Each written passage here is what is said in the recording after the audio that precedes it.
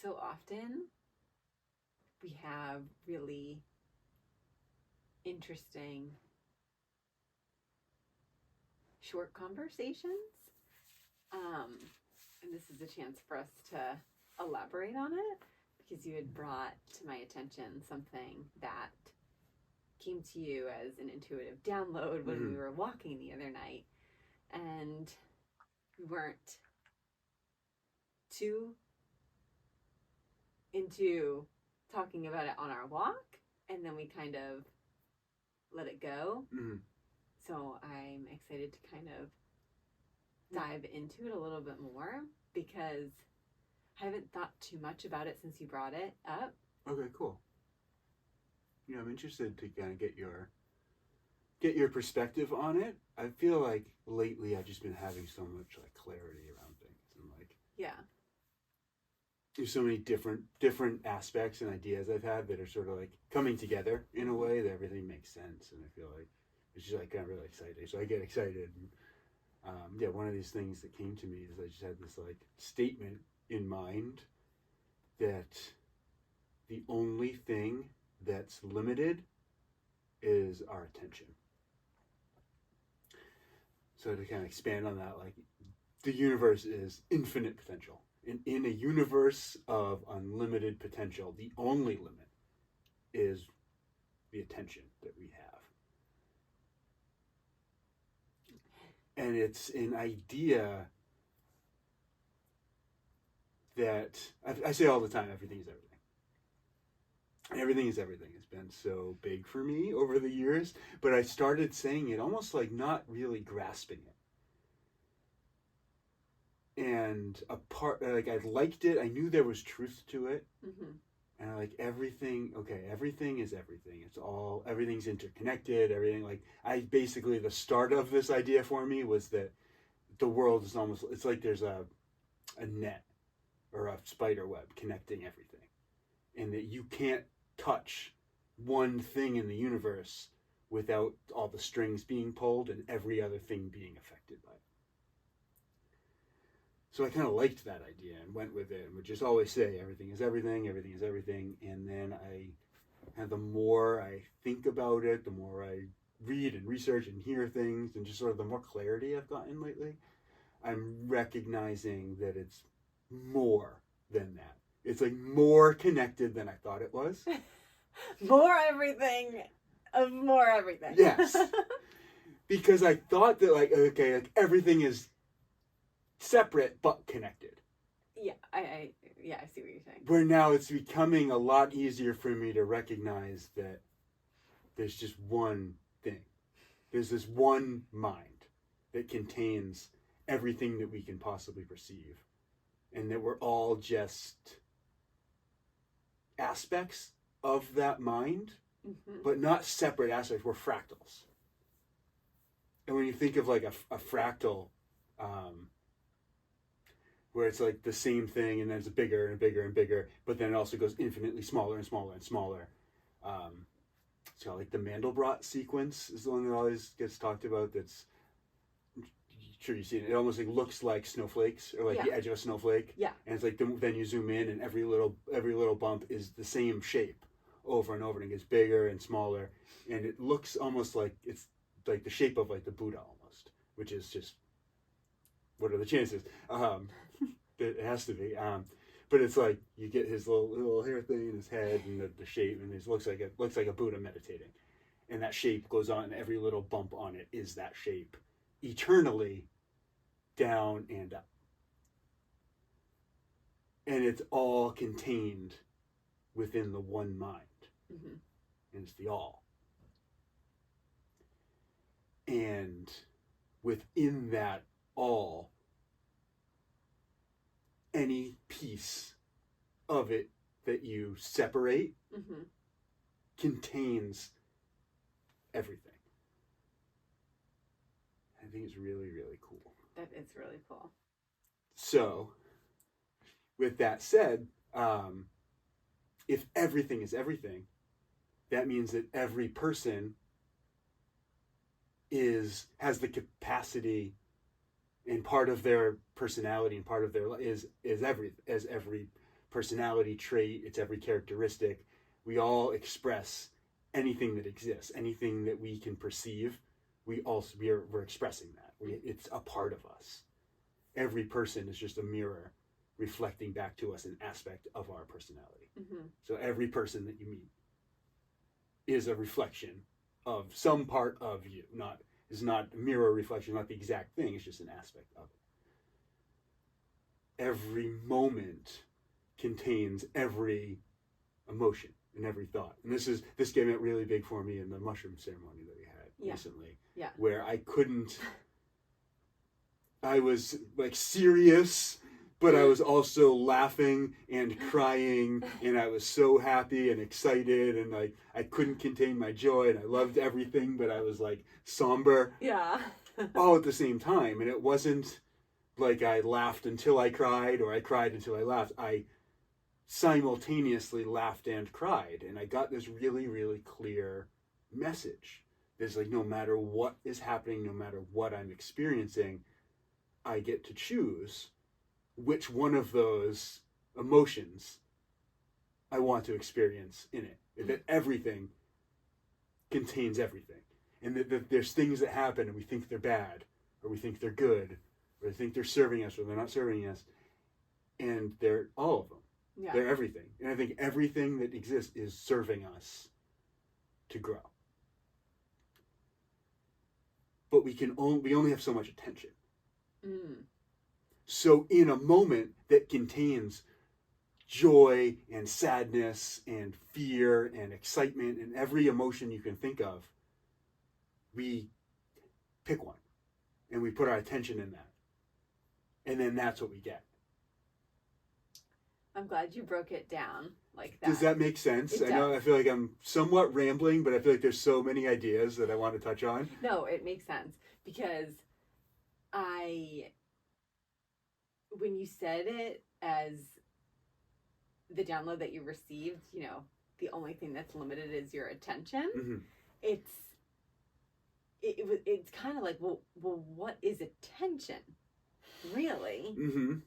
Because attention is different than awareness.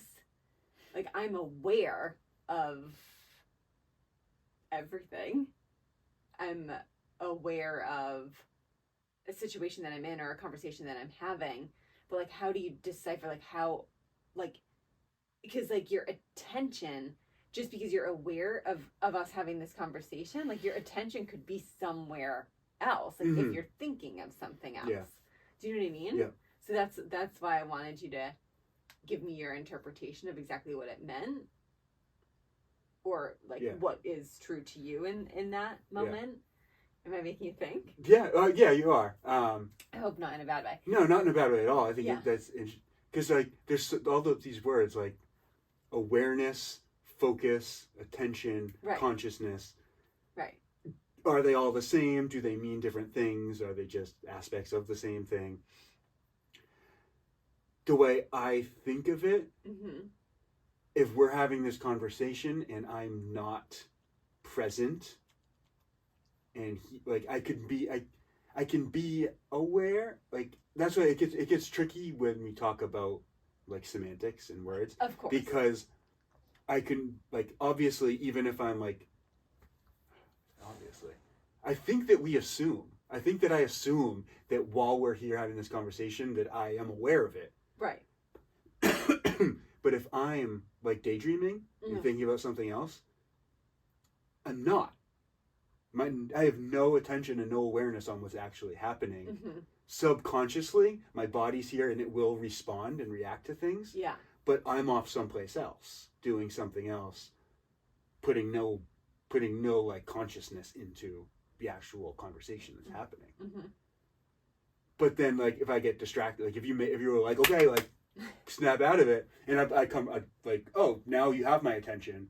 I've been here the whole time. What are you talking about? I know what you're talking about. And I could maybe recall some words because my subconscious brain was taking it in. But I wasn't actually conscious and present because attention is limited. I can't put my attention into the conversation and worry about something else at the same time. Right. But where we're putting our attention is so important, because Yeah. that's what's being reflected back to us in our life. Yeah. Yeah. And I think, like, for me, for a long time, I feel like I wasn't present a lot of the time in my life, because I was worried about things. Same. And like, there's always aspects of, like, life happens. So there's 100 different directions and ways to put your energy in different areas. Yeah. Yeah, I think it's really interesting, because we've talked a little bit about before that I've started almost like auditing my attention and my focus, and mostly what I'm paying attention to is how often am I being the version of myself that I want to be. And then it's like, if I catch myself feeling like a victim, or just like being lazy, or whatever personality trait or just aspect of myself that I don't want to express. And I've been just kind of just paying attention to that as much as possible. And the goal being to spend 24 hours a day being the version of myself that I want to be. Because that just makes sense. It's like, so often I know that I would go through an entire day or a week just being a version of myself that I didn't want to be. Yeah. And we get stuck in that. Yeah. But I think why that is relevant is that, like, if we're putting our attention into the version of ourselves that we don't want to be, then we're creating a life that reflects that. Where we put our attention gets reflected back to us. Energy flows where attention goes. Yeah, I was gonna say that. Energy flows where attention goes. So if attention is limited, how do we make more of it? I don't know if we can make more of it. We can make the most of it. Okay. Right? Would probably be a better way to put that. Okay. So like when because attention can be like, you can be paying attention in a really like scared and fearful way if you are like, because you're giving the example of how you are showing up, or trying to show up every minute, every hour of the day as your highest version of yourself, which is like very powerful, like coming from the heart, like you are aware of who you are and your potential. But someone who's listening, their attention is, fear-based from the news and social media and all these things. So it's kind of like, if you're putting the limited of amount of attention that you have into those things, you're just getting more of it. So it is kind of like this endless cycle where your attention doesn't seem limited, because what's inside of you is being reflected back out to you. So that's where like the continuous endless loop of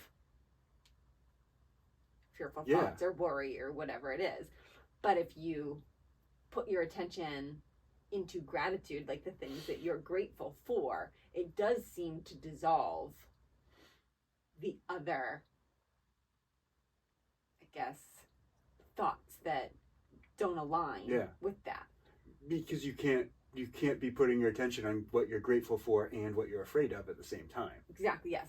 But as you put more attention on the things that you're grateful for, life starts to reflect back to you more things to be grateful for.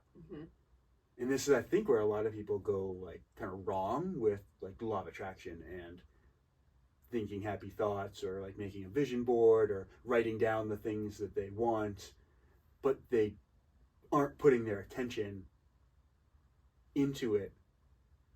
They're putting, even when they like make a vision board, if you have that sort of doubt in the back of your mind, like, oh, well, I could never have this, that's your attention. Yeah. And that's what you're reflecting back to yourself. Or you make, you sit down and you journal for 10 minutes about all the things that you're going to get in your future life, and you get really excited about it. And then you go to the mailbox and you pull out a bill and you go right back into that like other version of yourself where your attention is on something negative. Yeah. or if you're just focusing on the fact that you don't have these things that you want. That's probably a really common one. It's like, oh, I want $1 million. I want $1 million. And all you're doing is creating a life that reflects back to you the want for $1 million. So I think there's a bunch of ways there where life isn't giving you what you want, it's giving you what you are. And that's why I want to make sure that what I am 24 hours a day is the version of myself I want to be. Because I've noticed, like, very clearly, as I do that, I start to get back a life that I want. And I have, these synchronicities and connections with people and just clarity around ideas and inspiration, and all these things start coming because that's what I'm expressing out into the world. And it's not like a fake it till you make it kind of thing. It's about, like, really becoming it. Yes. I really liked this conversation. I think that it's interesting because it is kind of, for me personally, it was difficult for me in the beginning when we began kind of understanding who we truly are and how powerful our thoughts are and how our thoughts and internal world is creating the external world. It's like, oh shit. Yeah. I was just putting I was putting my attention on everything almost wrong. And I'm using quotations as wrong because wrong is just wrong to me. I don't love the word wrong. I needed to learn through these almost less than thoughts, low frequency thoughts, because it almost snapped me out of it. Like, I was able to come to the realization that I am powerful. I've never been told that. I didn't think that thoughts had this much weight on the reality that's being shown to me, but they do. And it's really exciting because it has left me as more of a creator in this life, as opposed to, like, the victim of, oh, well, woe me, this is happening in my reality. It's like, well, right, if I'm going through a really tough situation and scenario, and I feel that that's where all of my energy, attention, and awareness is going, it's just being perpetuated back to me in that way. Yeah. Not that I'm saying that people can't go through the highs and lows of life. You need to almost go through those lows to bring yourself back up. But know that it can change, and you do have to choose a different energy at whatever point you feel you are ready to do that, and think in your heart and know almost that you can do it, because it is that quickly that you can do it, which is so beautiful about how you shared the mushroom ceremony experience, because it was everything within those moments. But we can be consumed by those lower frequency energies, the fear, the lack, the stagnation, the depression, the stress, and it kind of pulls you under. It does. So if that's all that you know, it's hard to it is kind of hard to pull your head out of, the water. But it's almost kind of, to use your term, like, you've got to build the momentum to do it. It's like, start small. Start small with where your attention goes. Show gratitude, show gratefulness, show thankful for whatever it may be, or just think of a memory, or think of a person, or think of a pet, a loved one, whatever it may be, to bring yourself into feeling happy or excited or some sort of emotion that doesn't trap you into fear and negativity. Yeah, I think, like you're saying, you can definitely, like, almost like train yourself to look for the good in things. Look for how situations are serving you. Yeah. And you can look back at old things, like things that happened in the past that you thought that happened to you or were negative, and realize that, oh, in the big picture, that did help me. It's a good thing I didn't get into that school or get that job or whatever it was, because something better happened down the line, or you put in a better position. So I think I cut you off there. No. I think that, it's a good point. And I think that, well, like everything that we kind of talk about and that we've experienced in our own lives, it takes practice. Practice and a lot of patience, especially if you have been or are doing something that feels normal to you. So it's also like, I know, but like, try it. If you're aware of where your attention is going and it's not being placed in the most productive way, try to shift it into something else that you think is going to be more beneficial. Shift it into happiness, shift it into gratitude, or the opposite. If you're really happy and you're like, okay, wait a minute, I have to just feel what it feels to be content or sad for a second. That's also an option too. Like, there is no limit to emotions. There is no limit to our mind and the potential, and there is it's all available. It's just where we choose to put our attention.